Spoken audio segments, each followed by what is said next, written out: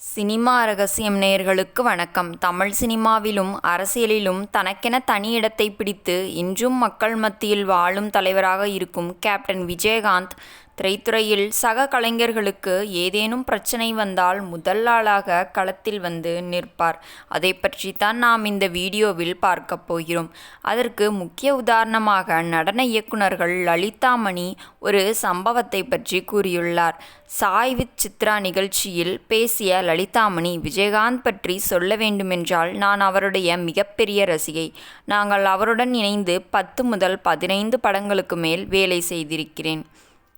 குறிப்பாக காஜா மைதீன் மற்றும் அபாவணன் தயாரிப்பில் உருவான பல படங்களில் பணியாற்றியுள்ளோம். அவர் படப்பிடிப்பிற்கு வந்துட்டாலே அந்த இடமே மிகவும் ஜாலியாக மாறிவிடும். அவர் மீது எங்களுக்கு அவ்வளவு அன்பு உண்டு. ஒருமுறை கோயம்பேடு பகுதியில் படப்பிடிப்பு நடந்து கொண்டிருந்தது. சுமார் 100 பேர் வரை இருந்தோம். அதில் 50 பேர் பெண்கள். அப்போது சில இளைஞர்கள் அங்கு வந்து பெண்களிடம் வம்பு செய்து கொண்டும் கேலி செய்து கொண்டும் இருந்தார்கள். எங்களால் அவர்களை கட்டுப்படுத்த முடியவில்லை.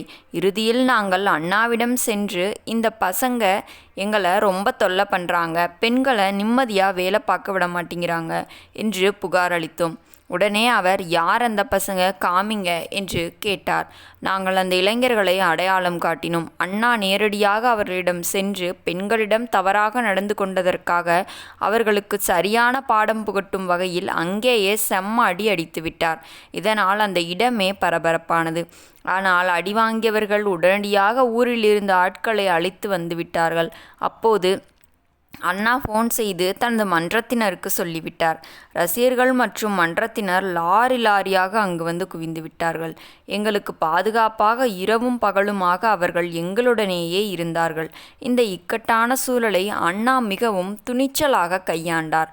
நாங்கள் வாய்ப்பு தேடி அலைந்த காலங்களில் அண்ணாவின் அலுவலகத்திற்கு சென்றால் போதும், அங்கு சாப்பாட்டிற்கு பஞ்சமே இருக்காது. மீன், கறி, மட்டன் என பல வகை உணவுகளை அண்ணா தன் கையாலேயே பரிமாறுவார். சினிமா டெக்னீஷியன்களுக்கு தனி அறை இருக்கும். ஆனால் அலுவலகத்திற்கு வெளியே பாண்டி பஜார் வரை ஏழை எளிய மக்கள் வரிசையில் நிற்பார்கள். எனக்கு தெரிந்து தினமும் 2000 முதல் 3000 பேர் வரை அங்கு சாப்பிடுவார்கள். நமக்கு ஒரு கஷ்டம் என்று அவரிடம் போனால் அதற்கான தீர்வை சொல்வார், உதவியும் செய்வார். அவர் ஒரு தைரியமான மனிதர் என்று கூறியுள்ளார். நேயர்களே, கேப்டன் விஜயகாந்த் உங்களுக்கு பிடிக்கும் என்றால் மறக்காமல் இந்த வீடியோவிற்கு ஒரு லைக் கொடுத்துவிட்டு நமது சினிமா ரகசியம் சேனலை சப்ஸ்கிரைப் செய்து கொள்ளுங்கள். உங்கள் ஆதரவுதான் எங்களின் பெரிய பலம்.